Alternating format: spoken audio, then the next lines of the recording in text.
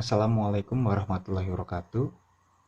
Kami dari kelompok 8 akan mempresentasikan hasil diskusi kami tentang Peraturan Pemerintahan Nomor 101 Tahun 2000. PowerPoint ini disusun oleh kelompok 8 yang beranggotakan Amelia Prabawati Hapsari, Novantia Dika Wismoyo, dan Stefanus Erikson Jailani.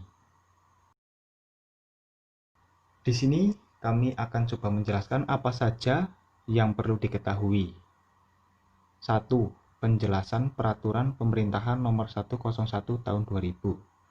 2. Dasar pemikiran diklat. 3. Fungsi diklat. 4. Tujuan diklat. 5. Jenis diklat. Dan 6. Manfaat diklat. 1. Penjelasan. Peraturan Pemerintahan Nomor 101 Tahun 2000 menjelaskan tentang pendidikan dan pelatihan jabatan pegawai negeri sipil. Pendidikan dan pelatihan jabatan pegawai negeri sipil yang selanjutnya disebut diklat adalah proses penyelenggaraan belajar mengajar rangka meningkatkan kemampuan pegawai negeri sipil. Tujuannya adalah untuk mencapai daya guna dan hasil guna yang sebesar-besarnya diadakan. Pengaturan dan penyelenggaraan pendidikan dan pelatihan jabatan pegawai negeri sipil yang bertujuan untuk meningkatkan pengabdian mutu, keahlian, kemampuan, dan keterampilan pegawai negeri sipil.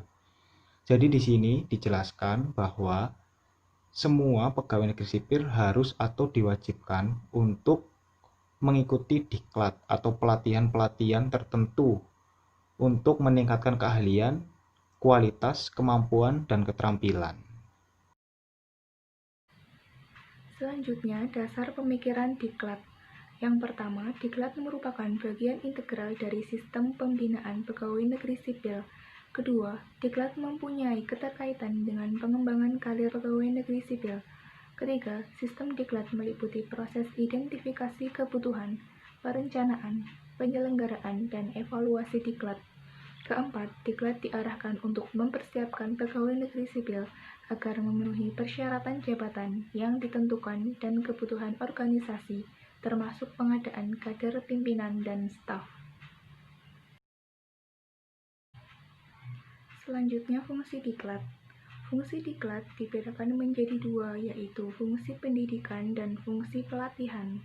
Fungsi pendidikan dan fungsi pelatihan merupakan satu kesatuan yang tidak terpisahkan. Selanjutnya, tujuan diklat. Yang pertama, meningkatkan pengetahuan, keahlian, keterampilan, dan sikap untuk dapat melaksanakan tugas jabatan secara profesional dengan dilandasi kepribadian dan etika pegawai negeri sipil sesuai dengan kebutuhan instansi. Kedua, menciptakan aparatur yang mampu berperan sebagai pembaharu dan perekat persatuan dan kesatuan bangsa. Ketiga, memantapkan sikap dan semangat pengabdian yang berorientasi pada pelayanan, pengayoman, dan pemberdayaan masyarakat. Keempat, menciptakan kesamaan visi dan dinamika pola pikir dalam melaksanakan tugas pemerintahan umum dan pembangunan demi wujudnya kepemerintahan yang baik. Kemudian di bagian 5 ada jenis diklat. Terdapat dua jenis diklat, yaitu diklat prajabatan dan diklat dalam jabatan. Diklat prajabatan adalah pendidikan dan pelatihan prajabatan untuk membentuk wawasan kebangsaan, kepribadian, dan etika pegawai negeri sipil, serta memberikan pengetahuan dasar tentang sistem penyelenggaraan pemerintahan negara dan tentang bidang tugas serta budaya organisasinya, agar mampu melaksanakan tugas jabatan sebagai pegawai negeri sipil. Kemudian diklat dalam jabatan adalah diklat yang dilaksanakan untuk mengembangkan pengetahuan, keterampilan, dan juga sikap pegawai negeri sipil agar dapat melaksanakan tugas-tugas pemerintahan dan pembangunan dengan sebaik-baiknya.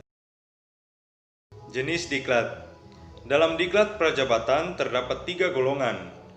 Yang pertama adalah diklat prajabatan golongan 1, PNS golongan 1. Kemudian diklat prajabatan golongan 2, PNS golongan 2. Dan ketiga, diklat prajabatan golongan 3, PNS golongan 3. Sedangkan dalam diklat jabatan terdapat 3 juga, yaitu diklat kepemimpinan, diklat fungsional, dan diklat teknis. Penjabarannya, diklat kepemimpinan adalah diklat yang memberikan wawasan, pengetahuan, keahlian, keterampilan, sikap dan perilaku dalam bidang kepemimpinan aparatur, sehingga mencapai persyaratan kompetensi kepemimpinan dalam jenjang jabatan struktural tertentu.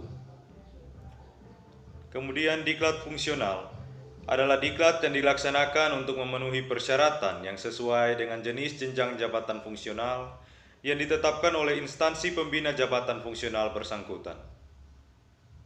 Yang ketiga, diklat teknis, yaitu diklat yang dilaksanakan untuk memberikan keterampilan atau penugasan pengetahuan teknis yang berhubungan secara langsung dengan pelaksanaan tugas pokok instansi yang bersangkutan dan pengetahuan yang berkenaan dengan bidang pelayanan teknis yang bersifat umum, administrasi, dan manajemen yang keberadaannya menunjang pelaksanaan tugas pokok dan fungsi instansi yang bersangkutan. Dalam diklat terdapat 9 manfaat. Di antaranya adalah meningkatkan stabilitas pegawai, memperbaiki cara kerja pegawai, mampu bekerja lebih efektif dan efisien, meningkatkan keahlian dan produktivitas kerja, mengurangi timbulnya kecelakaan kerja, meningkatkan rasa tanggung jawab, meningkatkan semangat dan kecakapan bekerja, kesempatan untuk mengembangkan diri sendiri dengan mengeluarkan segala potensi yang dimiliki, dan yang terakhir adalah untuk mampu melaksanakan tugas dengan baik. Ya, mungkin cukup sekian yang dapat kami sampaikan dari hasil diskusi kami. Jika ada salah kata, kami mohon maaf sebesar-besarnya. Terima kasih telah menyaksikan. Wassalamualaikum warahmatullahi wabarakatuh.